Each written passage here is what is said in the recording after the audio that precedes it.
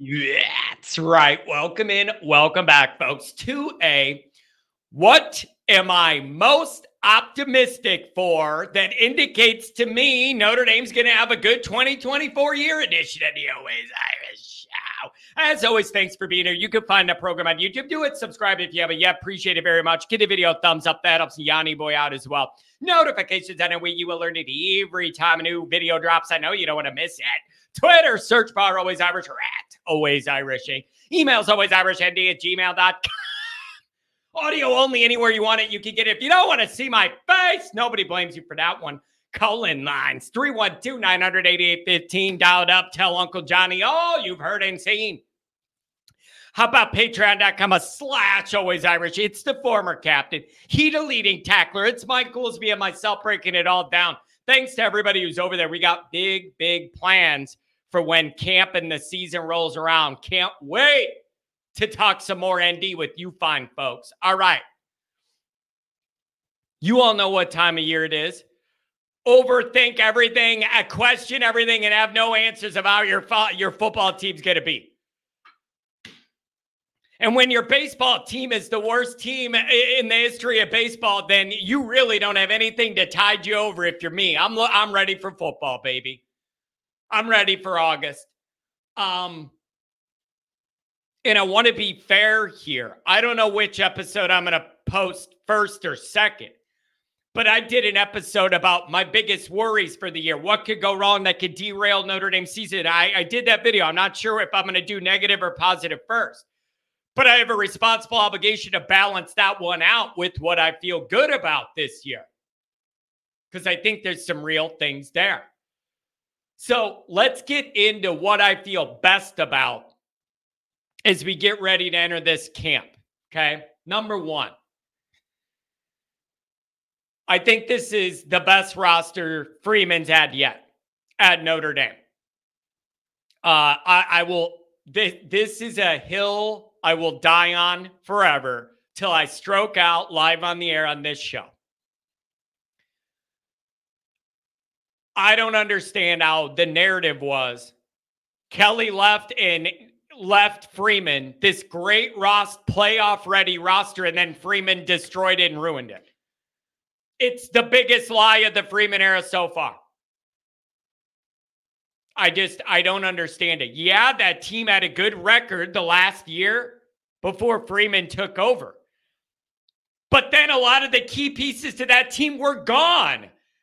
They weren't on the team when Freeman got it.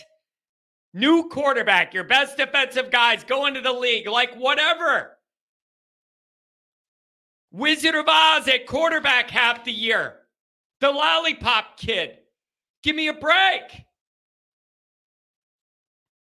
And I know that wasn't the plan, and Buckner got it. I'm just saying the biggest lie of all this is that he was handed this ready-to-win roster. You didn't even know, even if Buckner was healthy, you had no idea how he was going to perform. That's not like a ready-made playoff roster. It all starts with the quarterback to me, and then you are going, even if Buckner, like, we just don't know what we're going to get. Even if he stayed in one piece, you had no idea what you're going to get. All those good defensive guys left for the league. Like that is, I'll never understand it. Just because they had a good record the year before, that doesn't mean all those guys are back that made the good record the next year. But I keep hearing that, and I disagree. That roster had major flaws all over it. And Kelly knew it more than anybody that the chickens were going to come home to roost with the wide receiver room and all these problems. And figuring out a higher-end quarterback. Kelly created all those issues and dipped out. Now, that's not an excuse to lose to Marshall and to lose to Stanford and have 10 guys on the field last year. Like, that's not an excuse to lose, but it's a false premise to start the Freeman era off with. And it just rubs me the wrong way. This is the best roster he's had at Notre Dame so far. Really good blend of older guys that know what they're doing, have experience, and younger, athletic, twitchier, longer, just more athletic. You got some younger guys now that you're going to be able to mix in there. That's a sweet spot. I like that blend. That's a sweet spot. That gives me a lot of excitement. So that's the first part. Best roster he's had. Number 2, I think it's going to be the best staff he's had. And you could argue there's some assistants that have left that like hurt us that we would have liked to keep or whatever. And I would agree with you. Hey, you all know I was almost in tears when that special teams guy left for the Colts. But I think the strength of those coordinators wins the day. You already know Al Golden, year 3. I expect great things. Al to figure it out. And offensively, man, I think this is what Freeman's needed all along. An old Ed that's seen it all, done it all, ain't scared of anything, has no hesitation to go for it. Like pressure doesn't bug him, seen it all, the good, the bad, the middle, at Notre Dame, other places, seen it all. That's the exact kind of support Marcus Freeman as a defensive guy needs at Notre Dame, is Mike Denbrock's exact profile. Exact profile. I think you would be hard-pressed to find a 1-2 coordinator combo stronger than Notre Dame's. I don't remember the last time. I mean, I would have had to be very young. I don't remember the last time I loved both our coordinators and didn't have major worries on one side or the other, or think, is this as good as it gets? We can't upgrade somewhere. If these guys do what I think they're going to do, it's going to really help. And especially when the head man is a younger coach figuring out his way, and he's a defensive guy. You cannot underestimate what a big deal that is, that he could totally lean on the OC now. And that wasn't the case last year. And even when Tommy was there, there was a lot of like, is this good enough? Or like, a lot of times the numbers told you it was good, but we didn't win big games, so you didn't really know if it was good. And that old discussion, if Tommy's a genius or not, or if he's a genius, but only if there's Georgia's talent to run what he wants to run, but Notre Dame could run it, so his genius didn't show. Whatever. I'm just kind of glad we're over it. Denbrock should be a huge help to Marcus in the biggest way. And here's what else I think about. I mentioned this before. What I like about the transition from last year into this year is,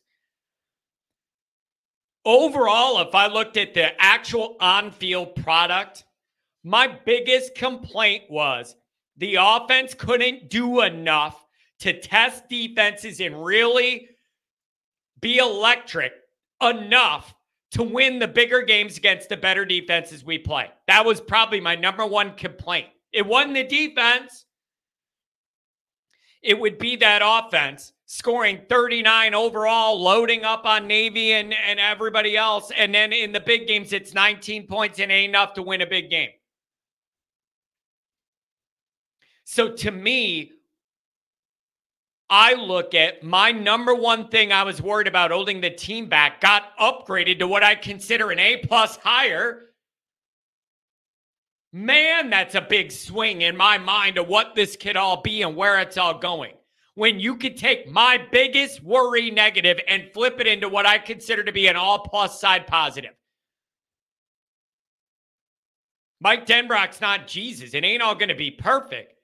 But everything's going to be better organized and better run than it was last year. The game planning before a game, pivoting in a game, confidence, risk-taking, knowing how to do the time management, all this stuff.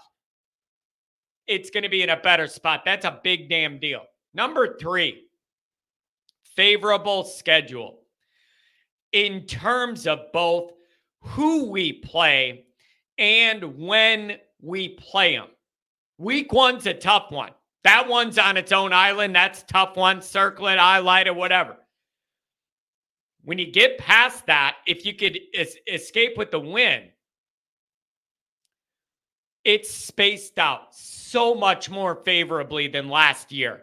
You're not going to end up with 8 weeks in a row, traveling to different countries, no bye week for 2 months, playing undefeated team for like a month in a row, game days, night games on the road ending at 11 o'clock for like a month in a row. I'm pretty sure we had a month in a row, no break of all primetime night games in a row. That's tough. And I know it's like that shouldn't matter. Find a way to win it anyways. Like you're Notre Dame, you get everybody's best shot. You got to overcome it. I agree with all those things. I'm just saying it's harder to do with last year's schedule than this one. I think you have good spacing between your flashpoint, big premier moments to be able to settle yourself and ramp up into those moments. You have a ramp up in August A&M. Then it kind of lightens up. You could ramp back up for Louisville. Then it lightens up. Then you could ramp back up for FSU. And then it lightens up. And then you go out to LA at the end. I think this schedule lends itself to be more favorable to ride the ebbs and the flows physically and emotionally. This team's going to ride. And I just think that's a big deal. So I think that's much more favorable in every way. Number 4, it's year 3 of Freeman. Logic tells me in any profession, like the first year you're doing it, you're flying by the seat of your pants. Year 2, you get a little better. Year 3, man, you should be rounding into form. Lessons learned, mistakes corrected. That needs to be when it all starts to come home. And I know I'm going to take crap. This is Notre Dame. You don't have a runway to learn on the job. I know all that. There's what you want it to be and what the reality is.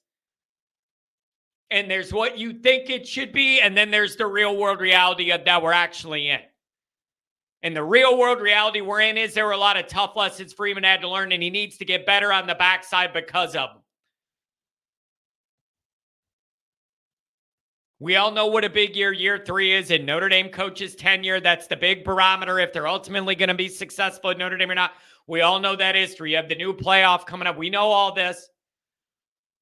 Year 3 of Freeman has to be by far the best version of Freeman we've seen yet. Nobody has any more patience for Marcus 10-man or Marshall or Stanford. None of this. The team showing up totally not interested or deflated against Louisville, not ready for the moment. No, that all has to be over. Clock management, end of half and game time stuff, that can't be a problem anymore. Can't be a problem anymore. So year 3 of Marcus, I expect a big jump in his proficiency being that guy. Less of those moments where you're going, oh man, what's going on here? I don't like this from a coaching angle. And number 5, good vibes, man. There's a lot of buy-in as we sit right now. Not from everybody, but the people that I know that have season tickets, man, all the reps are saying season tickets are up. Parking passes sold out. All these games. When I logged in to get the tailgate, the Miami tickets for the tailgate game for the Always Irish, I logged in right when it opened, for public single game tickets. I'm thinking Miami, Ohio, there's going to be 1 million available for that. No, it was way different than last summer. Like there was no parking to even buy by the time I got my tickets. And the actual selection of tickets was way smaller.